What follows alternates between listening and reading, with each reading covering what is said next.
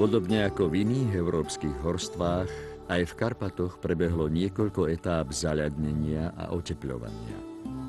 Po kulminácii posledného zaľadnenia pred 18 000 rokmi sa však krok za krokom začala približovať doba pretrvalý život v týchto polohách.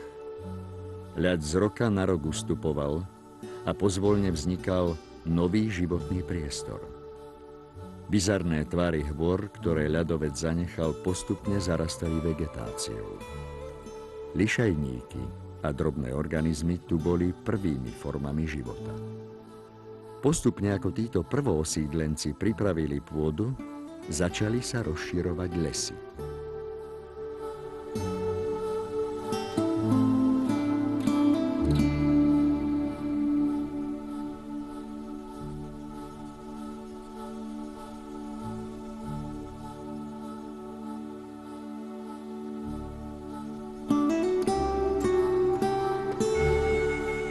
Lesy pokryli údolia a zvieratá, ktoré boli odkázané na otvorený priestor, postupovali do vyšších polôch a už sa nemohli vrátiť.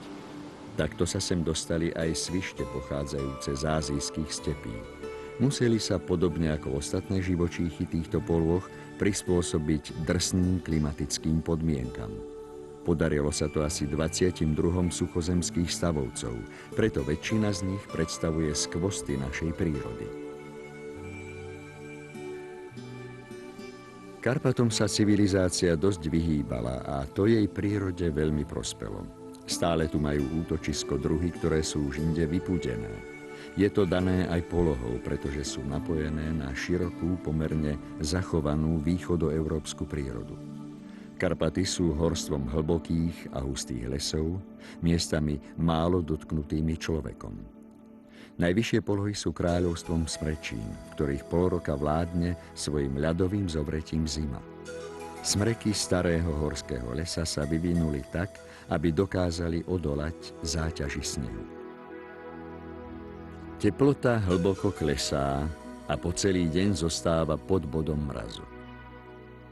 Niektoré zvieratá tieto polohy dávno opustili, ďalšie sa uložili do bezpečných brlohov pod vysokou vrstvou snehu, aby tam prespali.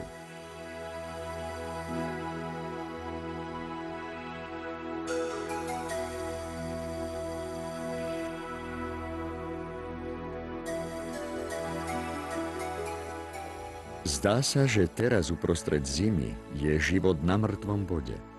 Všade vládne ticho. Jemný prachový sneh stlmí každý zvuk. Stále pulzujúci tep v prírode však nie je možné zastaviť, iba sa spomalil. Boj o prežitie nemôže zmariť ani hlboký sneh a krutý mráz.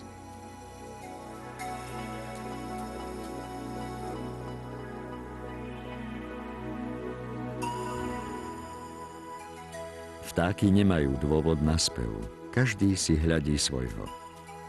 Tí, čo tu zostali, sa musia uskromniť a byť vďační za každý výhonok.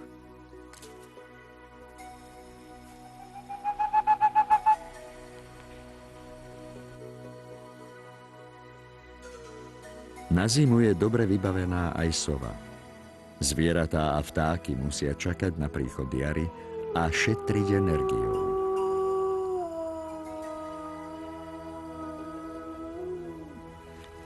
Tajúplnosť Karpát umocňuje zavíjanie vlčej svorky. Ozýva sa na veľkú vzdialenosť a pre všetkých je výstrahou na ostražitosť.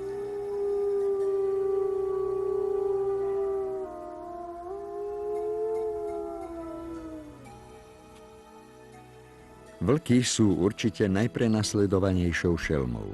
Tvoria však významnú súčasť lesných spoločenstiev karpatskej fauny. Je tu západná hranica ich súvislého európskeho rozšírenia. Hovorí sa, že vlka živia nohy, čiže je veľmi vytrvalý a za noc pri love prejde aj 40 kilometrov. Teritórium majú vlky v okruhu 100 kilometrov. Ich funkciu likvidátora chorých a slabých jedincov zatiaľ nenahradila nejaká poľovnícka koncepcia.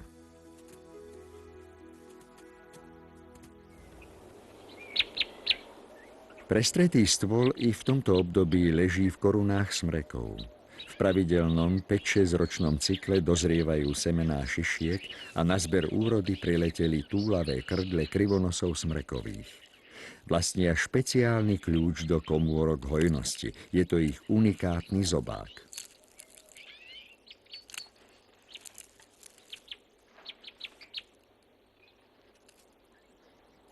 Keďže konkurenciu nemajú, s potravou dosť plitvajú a tak sa ujde pri hodovaní veľa omrviniek aj iným druhom.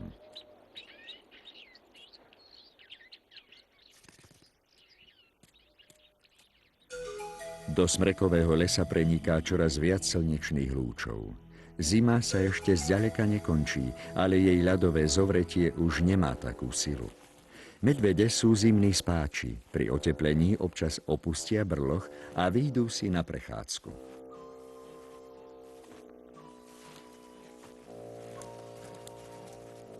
Medvedíky už majú rok.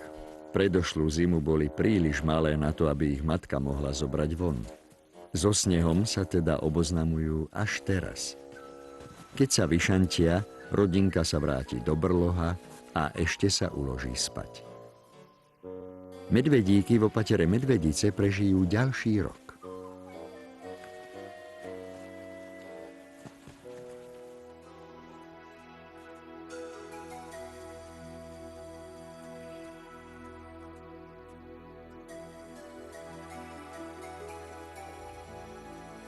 Bezstarostný život sa končí odrastenému rysiemu mláďaťu.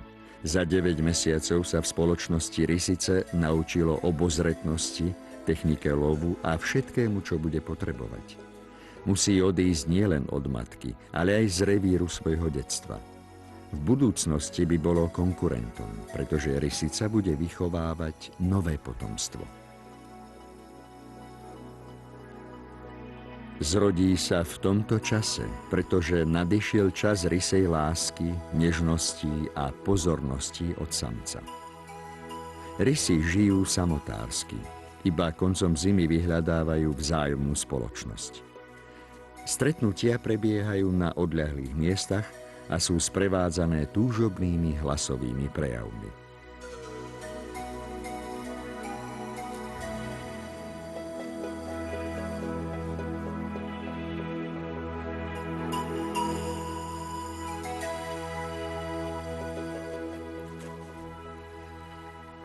Nežnými dotykmi hlavy dáva rysica najavo svoj záujem o párenie.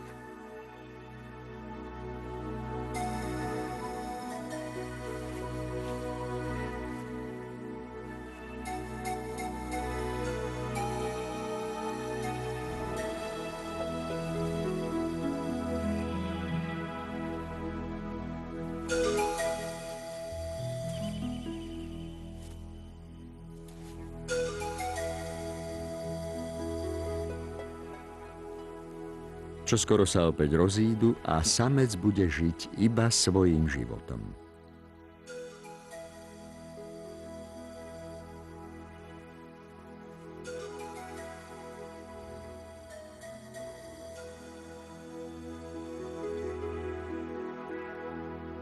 Zima pozvolna stráca moc a do Karpát sa vracia jar. Slnko sa na oblohe začína šplhať čoraz vyššie a uvoľňuje mrazivé objatie okolo potokov. Nočné mrazy na chvíľu zastavia odmek. Nedokážu však už zabrániť nástupu jary. Snehové polia, ktoré pred pár týždňami pokrývali horské svahy, vystriedali koberce kvetov. Pol roka boli tenké pôdy zamrznuté, teraz uvoľňujú všetko, čo v nich bolo a vydávajú svoju čarovnú krásu. Vykvitli zázračnou rýchlosťou a nádhernými kvetmi sa akoby odvďačujú slnku za teplo, ktoré im to umožnilo. Na holinách sa vynímajú poniklece biele. Skôr ako ranný svit zalial horskú lúku, prileteli na obľúbené tokaniská tetrovi holniaky. Ženie ich sem túžba bojovať so sokmi a predvádzať ľúbostné kúsky svojim družkám. Upokoja sa až príchodom nového dňa. Postupne odletia a predstavenie bude pokračovať pri ďalšom úsvite. Do plnej krásy vyrástol horec bodkovaný. Vysoko nad touto scenériou sa týčia hory, zdroj vody, ktorý toto všetko umožnil. Kryštáľovo čistý prúd preteká alpínskou zónou nižšie. Nespočetné množstvo žblnkotajúcich pramienkov sa prediera skalami.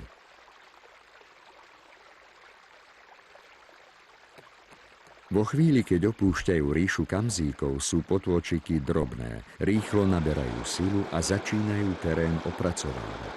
Neustálym prúdením voda tvaruje túto karpatskú oblasť už milióny rokov.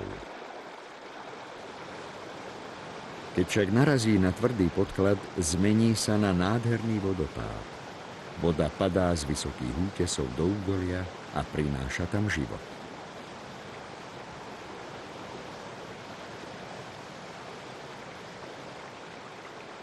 Z hlbokých roklín sa ozýva burácanie kaskáda vodopádov.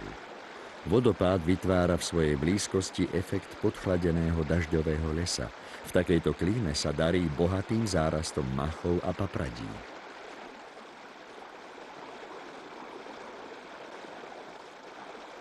S horským potokom je pevne zviazaný vodnár potočný. Je nápadný bielym golierikom a neustálým pohupovaním. Párik vodnárov je verný svojmu revíru a to isté hniezdo používa po dlhé 10 ročia. Často je v blízkosti vodopádu, dobre ukryté v skalnej štrbine. Tvorí ho veľmi pevná guľovitá stavba, spletená z machu a stebiel.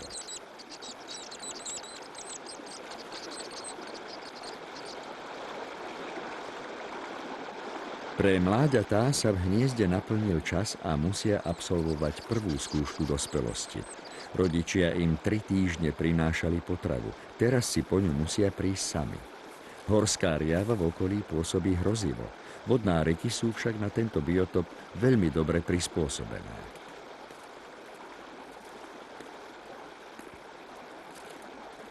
Rodičia sa budú o ne starať ešte asi 3 týždne, potom sa rozídu a nájdu si svoje miesto v kráľovstve zurčiacich kryštáľových vôd.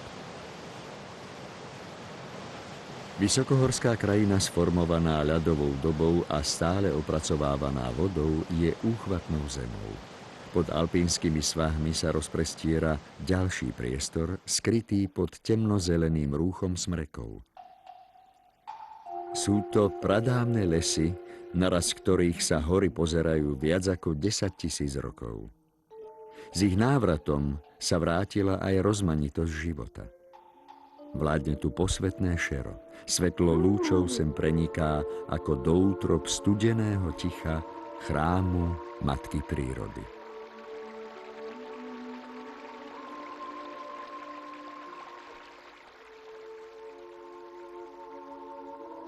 Predstava pralesa sa nám spája s čítaním rozprávok. Ako hra tieňov s čudnými bytostiami a porasty machov, kde svetlo prenikne iba málokedy. Stali sa domovom vtákov a zvierat, ktoré sa otvorenému priestoru vyhýbajú.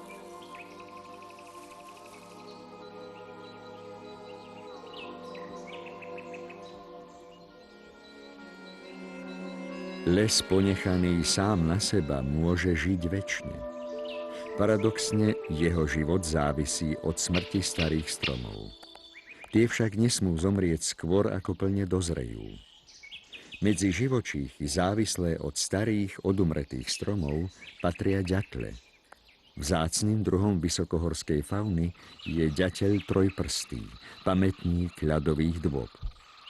Odrastené mláďatá čakajú v otvore dutiny na príchod rodičov a striedajú sa pri krmení. Prijímajú výlučne živočíšnu potravu, najmä škodlivý hmyz a larvy. Intenzita krmenia sa zvyšuje v popoludnejších hodinách. Na rozdiel od ostatných ďatľovcov má tento druh iba 3 prsty, chýba mu palec. Možno preto je aj menej pohyblivý. Dobrým poznávacím znakom je biely pozdĺžný pás na chrbte a to, že v perí nemá nič červené. Dutinu obýva 4 až 5 mláďat, ktoré po 3 týždňoch vyletujú. V tom čase sa stávajú ľahkou korisťou jastraba.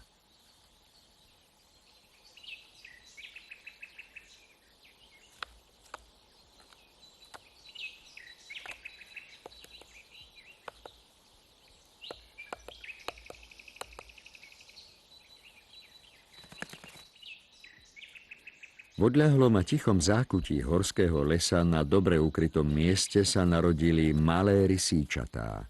Slepé, nevládne, vážiace sotva 1/3 kilogramu. Brloch začal byť pre ne po niekoľkých týždňoch pritesný a tak im rysica dovolí šantiť v blízkom okolí. Silný materinský pud ju neustále drží v ich blízkosti. Pocit bezpečia v okolí jej dáva vynikajúci sluch a zrak. Vír či orol dokážu prekvapiť a malé rysíčatá by boli pohodlným úlovkom. Kým jej drobisk vyrastie, musí ho naučiť mnohým veciam. Najlepšou školou sú vychádzky po revíre.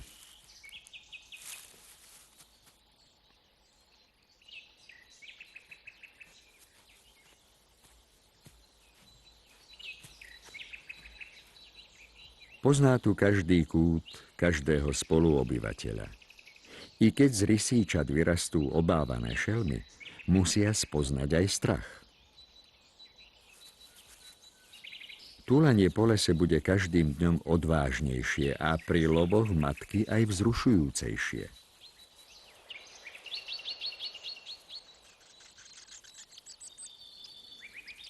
Jarný les je plný života, rodičovskej lásky, starostlivosti o mláďatá. Neustále hladné krky nedajú rodičom Pinky ani na chvíľu oddychnúť.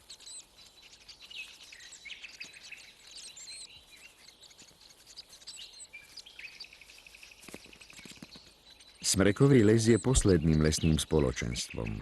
Tvorí teda jeho hornú hranicu. Tá sa pohybuje v najvyšších polohách Karpát, asi vo výške 1650 metrov nad morom. Párik hýľov má plno starostí s výchovou mláďat. Rodičia prilietajú s hrvoľom plným rastlinnej potravy a spravodlivo podelia všetky mláďatá. Z vtákov má v kosodrevinovom stupni trvalý domov veľmi málo druhov. Do týchto polôh skôr prilietajú za potravou, ako napríklad orešnica perlovaná. Prenášaním a zahrabávaním plodov zabezpečuje vo vysokohorských podmienkach prirodzený rast niektorých drevín.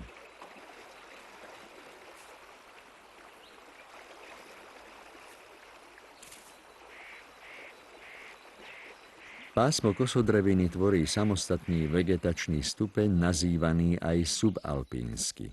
V tejto výške okolo 1800 metrov nad morom je jedným z mála hniezdičov drozd kolohrivý. Mláďatá sa po opustení hniezda stratia v okolitej vegetácii. Rodičia ich bez problémov podľa hlasu všetky nájdu a zásobujú chutnými sústami. Nielen živočíchy, ale aj rastliny sa museli v alpínskom stupni prispôsobiť extrémnym životným podmienkam. V priebehu krátkej vegetačnej doby čelia veľkému kolísaniu teplôt medzi dňom a nocou. Dokážu rásť na skalách s celkom nepatrnou vrstvou pôdy, uchytávajú sa v skalných štrbinách i na pohybujúcich sa sutiach. Po každých 100 metroch nadmorskej výšky sa skráti vegetačné obdobie o 1 týždeň. Veľmi dôležitý je ich koreňový systém, preto viac investujú do podzemných častí. Vysoký vzrast a bohatá kvetová výzdoba by stála veľa energie a tu sa musí so všetkým lepšie hospodáriť. Pred intenzívnym slnečným žiarením vo vysokohorskom prostredí sa rastliny chránia ochlpením listov či bylí a sítejšími farbami kvetov. Mnohé tu pretrvali od ľadovej doby. Ich život v tejto drsnej horskej klíme je však aj dnes náročný.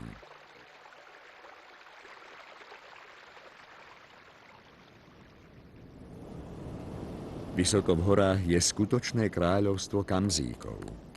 Pripomínajú akési vrtké horské antilopy. Tak ako leto zmenilo tvár horskej krajiny, zmenil sa aj výzor kamzíkov. Tmavý zimný kožuch nahradilo kratšie, redšie a svetlejšie hrdzavo-hnedé osrstenie. V neprístupnom kúte Veľhôr prichádzajú na svet malé kamzíčatá. Po strmých skalách sa dokážu bezpečne pohybovať už pár dní po narodení. Umožňujú im to kopítka s pružnou rohovinovou membránou.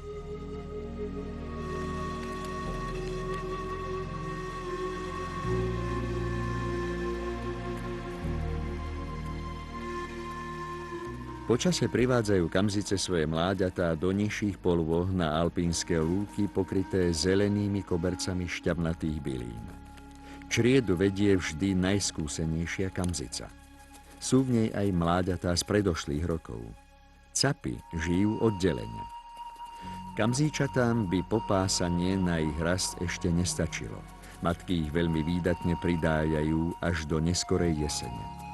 Často nerobia rozdiel medzi vlastným a cudzím.